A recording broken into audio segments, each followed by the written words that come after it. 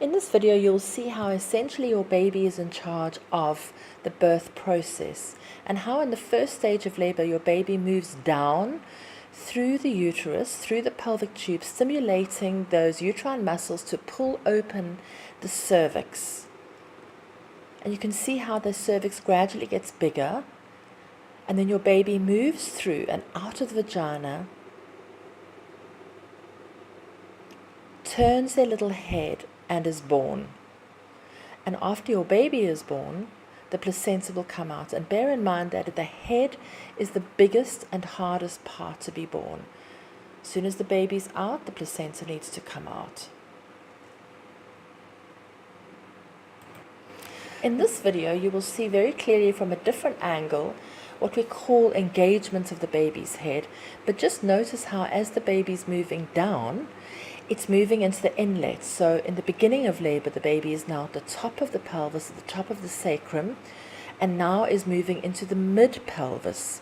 So this is where you're going to experience more pressure against the backbone or your tailbone or the sacrum, and how you need to adopt positions to open up.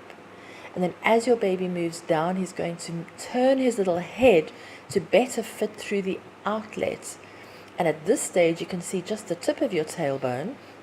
And this would be a good time to either be standing or leaning forward to create more space to allow the baby to come out. And around about this time, you'd be feeling a lot of pressure and the urge to bear down. And now the baby is starting to emerge, and you can see how the shape of the baby's head has actually changed. In this video clip, we see it from a different angle. And notice in this angle how your baby actually moves down a curve following the curve of the pelvis and the sacrum. And once again, when you're watching this, think about how different positions would alter the shape and the way that you experience this movement as your baby moves down and out through the pelvis. Remember that this is largely controlled by factors that are out of your control. Your baby has a lot of control with this, but the movement of the baby down is caused by the contractions of the uterus.